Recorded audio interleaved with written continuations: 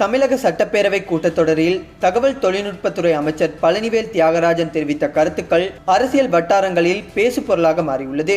AIADMK MLA Jayaseelan தனது கூடலூர் தொகுதியில் வேலைவாய்ப்புகள் உருவாக்கும் வகையில் சிறிய தகவல் தொழில்நுட்ப பூங்கா அமைக்க முடியுமா என கேள்வி கேட்டபோது அதற்கு அமைச்சர் பதிலளித்த விதம் அனைவரையும் ஆச்சரியப்பட வைத்துள்ளது. அதாவது அமைச்சர் பழனிவேல் தியாகராஜன் தெரிவிக்கும் போது, இந்த கூட்டத்தொடரிலேயே என்னுடைய துறையில் இருக்கின்ற சிக்கல்களை நான் கூறியிருக்கிறேன். நிதியும் குறைவாக தான் ஒதுக்கப்படுகிறது.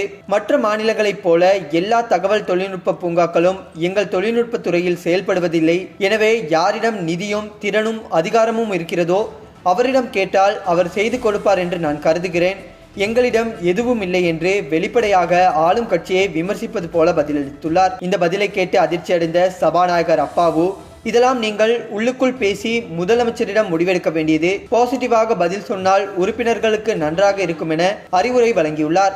மேலும் 2021ஆம் ஆண்டு திமுக ஆட்சி அமைத்ததும் பழனிவேல் தியாகராஜன் தான் நிதியமைச்சராக பொறுப்பேற்றார். பின்னர் அவர் ஆளும் கட்சியை பற்றி தவறாக பேசியதாக கூறப்படும் ஆடியோ ஒன்று வெளியாகியிருந்தது.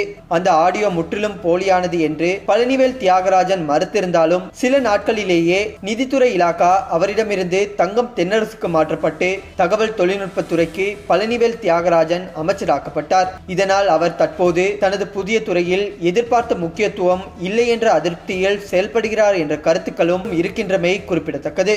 தி ஆப் நியூஸ் செய்திகளுக்காக நான் உங்கள் கவிகரன்.